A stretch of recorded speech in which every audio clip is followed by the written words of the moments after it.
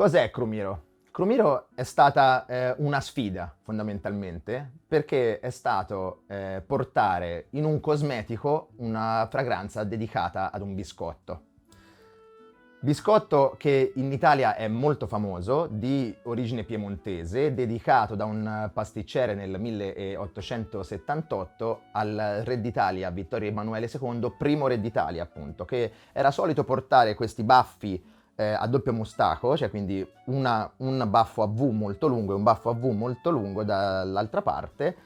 uscendo dalla proiezione del viso e quindi molto caricaturale, però anche molto autoritaria come cosa. Per sdrammatizzare un po' autorità di questo sovrano, un pasticcere nel 1878 inventa questo biscotto fatto con la forma del baffo destro e sinistro, quindi creando questa W, uscendo quindi dritto dalla tramoggia di produzione e poi piegato al centro, creando una V appunto.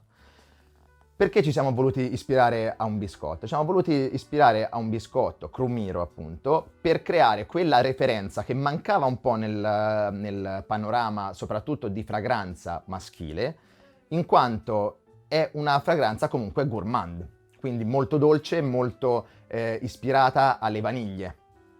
Fragranze che di solito vaniglie, boccioli del fiore di vaniglia, il monoi, sono tutte fragranze vanigliate, ma dedicate da sempre nel mondo della profumeria all'universo femminile. Noi invece abbiamo preso, diciamo, una deriva o un taglio cotto di questi sapori dolci, creando più un'ispirazione torrefatta. È qui allora che abbiamo creato il nostro sapone da barba, Crumiro, che implementa questa fragranza che poi andremo a descrivere meglio nelle note olfattive con le basi alcoliche, e quindi questo odore un po' torrefatto, un po' fra il caffè e il latte, fra il grano cotto di un dolce appena sfornato appunto e ben caldo. Il sapone, come tutti i nostri saponi, implementa un suo principio cosmetico particolare, oltre al nostro estratto di zafferano, vera peculiarità dei nostri prodotti cosmetici, andando a massimizzare gli effetti dell'olio di nocciole piemontesi. Appunto, non poteva essere altro. I nostri progetti creativi nascono così: ispirazione olfattiva, collegamento ad un principio chiaro, appunto come quello del biscotto Crumiro, e subito dopo scelta di un principio attivo da massimizzare, ovvero noi non ci concentriamo sulla scelta primaria di un principio attivo, ma lasciamo che venga naturalmente con sé. E quindi olio di nocciole piemontesi, a cosa servono ai fini della barberia? Le nocciole piemontesi con il loro estratto oleoso implementato in questo sapone.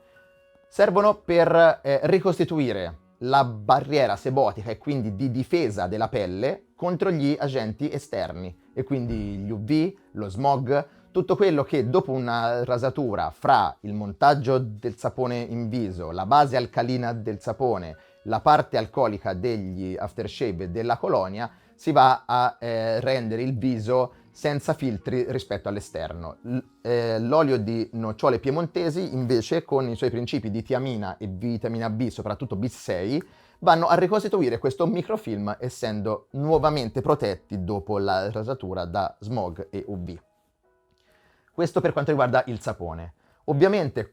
quando ci spostiamo sull'aftershave e quindi portiamo la fragranza in base alcolica, il bouquet olfattivo si apre, perché l'alcol, essendo più volatile delle molecole di sapone, sprigionano maggiormente la fragranza.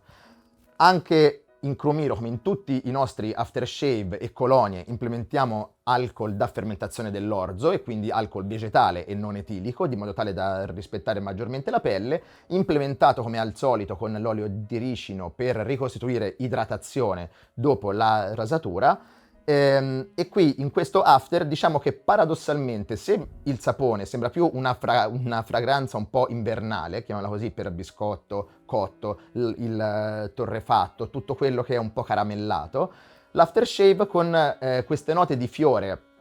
e di muschio riesce a rinfrescarsi, tanto è vero che io personalmente lo userei anche in una giornata estiva, perché no, non c'è nessun problema, perché riporta il floreale. Floreale che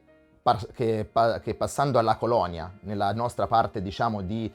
pre-profumeria, perché le colonie anticamente venivano viste come acque profumate, perché gli uomini non si profumavano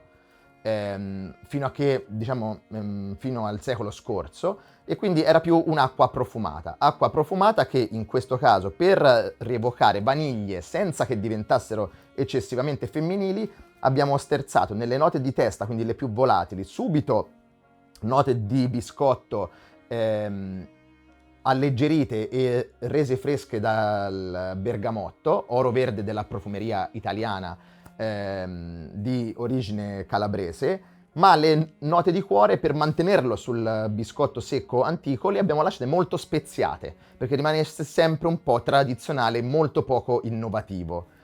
Innovativo invece sono le note di fondo, perché sono quelle che permangono quando poi si esce e si affronta la giornata, che sia lavorativa o di svago, e quindi abbiamo matchato la parte muschiata bianca con una parte caramellata molto forte, di modo tale che poi insieme alla fava tonka, rendendo tutto fienoso e tutto paglioso, riuscisse a esprimere al meglio quella parte di polvere di biscotto più piacevole che stucchevole da portare con noi.